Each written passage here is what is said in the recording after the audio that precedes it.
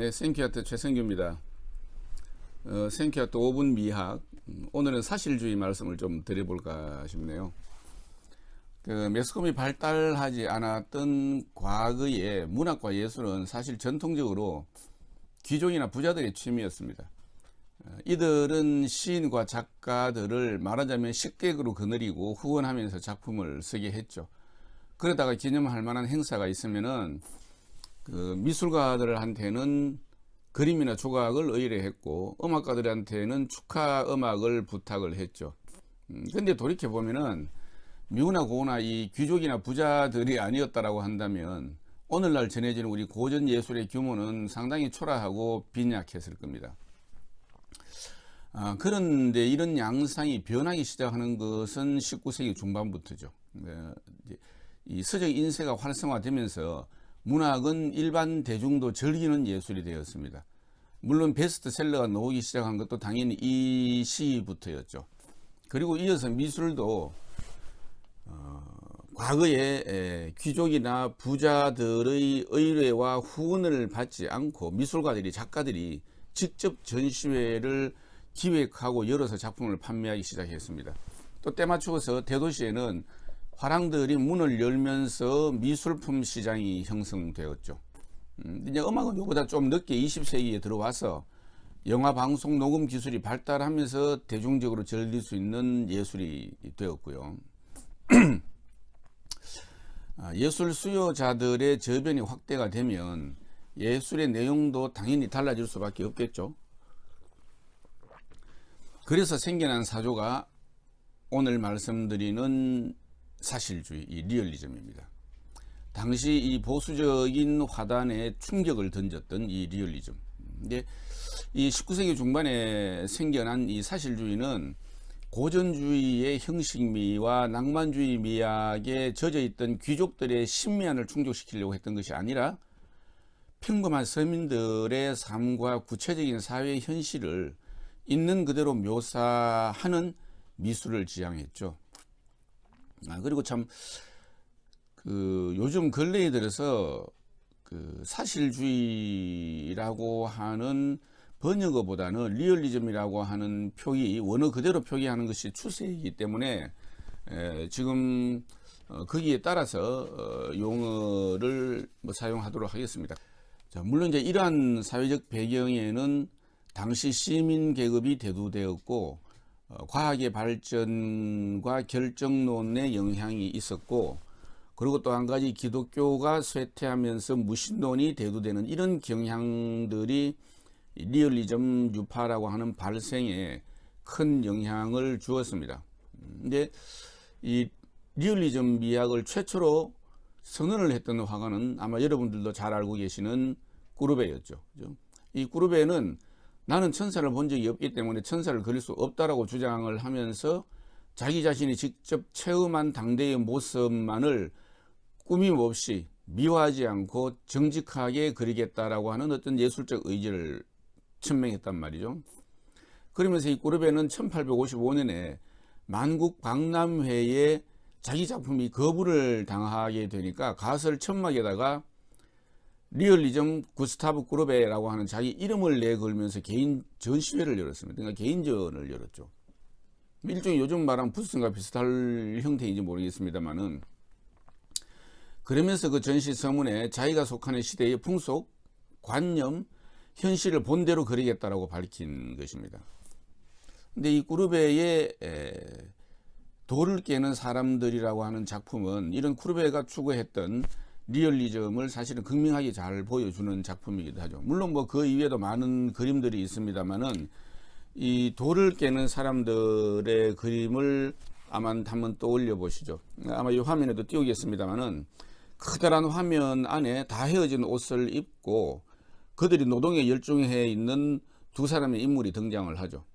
이 보는 관객을 등진 채 돌 담긴 바구니를 옮기고 있는 소년이 한 사람이고, 또 한 사람은 푹 눌러선 모자 사이로 입을 다물고 움푹 패인 주름만 드러나 보이는, 그러면서 망치질에 여념이 없는 이 노인. 이 두 사람 이외에 이들이 하고 있는 작업에 필요한 몇 가지 도구 이외에는 별다른 요소는 화면 안에 나타나 있지 않습니다. 근데 돌 깨는 일이라고 하는 것은 고대로부터 언제나 사회의 최하층 계급의 몫이었죠.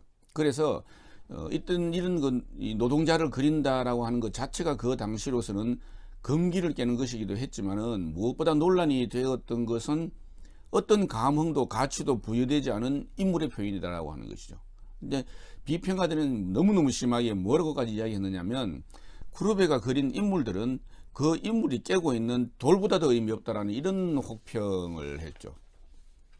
그렇지만은 구르베가 생각했던 19세기 리얼리스트의 임무라고 하는 것은 현실 세계에서 체험하고 포착한 경험 정보, 시각 정보를 가감없이 정확하게 표현하는 것이었습니다. 동시에 이거는 또 전통적인 아카데미즘을 거부하는 것이기도 했고요. 그러니까 구르베의 리얼리즘이 지닌 이런 가치들은 우리가 잘 알고 있는 역시 풍자 화가였던 도미의 작품에서도 나옵니다. 그러니까 3등 열차, 뭐 이 돌 깨는 사람들이나 3등 열차는 중고등학교 교과서에도 실렸던 그림들이긴 하죠. 아마 기억을 떠올려 보시면 아마 우리 작업을 하는 분들은 특히 뭐 우리가 장르상 서양화 작업을 하는 분들은 너무나 아마 잘 알고 계실 겁니다. 이 3등 열차라는 작품을 보면 참 힘든 고단한 삶에 지쳐서 서로하게 아주 그냥 관심을 둘 여지가 없는 이 노동자 계층의 여행객들을 이 도미에는 저널리스트와 같은 시선으로 그려서 표현하고 있습니다. 자, 이 구르베하고 같이 열렬한 민주주의자였던 도미에는 이렇게 파리의 빈민가, 그 다음에 거리에서 볼 수 있는 이들, 빈민층, 그 다음에 악덕 변호사들, 그 다음에 부패한 정치가 등을 주제로 해서 프랑스 사회의 부도덕성을 풍자해서 보여주었죠. 자, 그런데요, 이 회화미술에서는 현실을 있는 그대로 묘사한다라고 하는 리얼리즘, 이 원칙이, 리얼리즘 원칙이 역설적으로 오히려 현실의 왜곡을 당연히 포함한다라고 하는 부분입니다. 이건 왜 그러느냐면 이 2차원적인 평면 위에 3차원적인 입체성을 드러내야 된다라고 하는 관계성 때문에 생기는 역설이죠. 그러니까 2차원의 평면으로 3차원 공간을 담으려고 하니까 아무래도 문제가 없을 수는 있겠죠. 그러니까 이 문제를 해결해야 되는 거죠.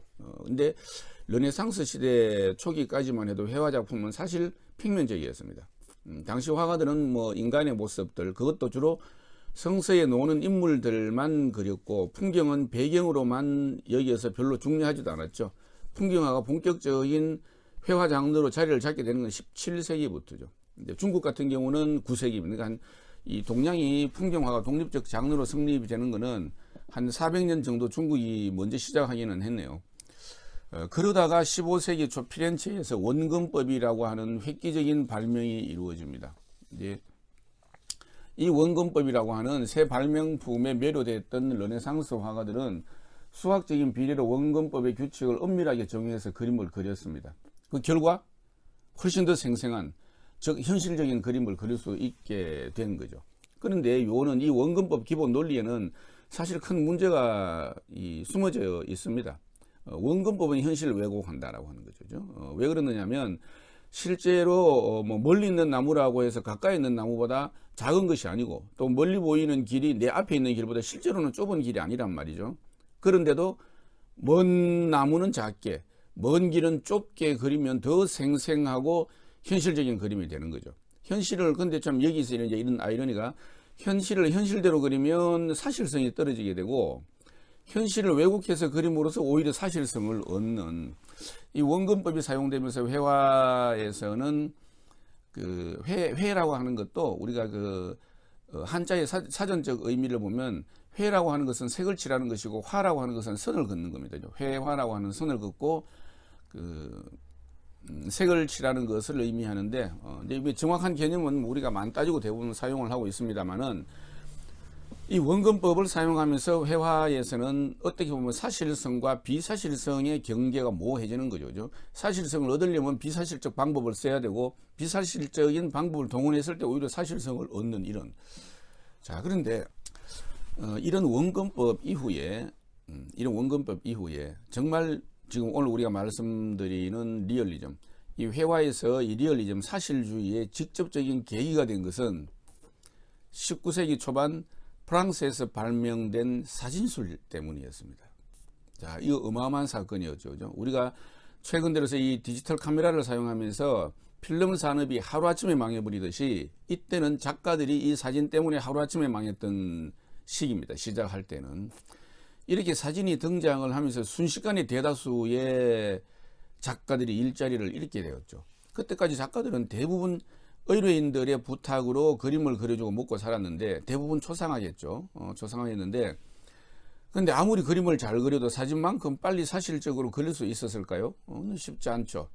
더구나 화가에게 그림을 의뢰하는 것보다 가족 사진 한 방 찍는 게 값도 훨씬 싸게 먹혔고 사진의 발명은 이렇게 회화에 커다란 위기를 가져다 주었습니다.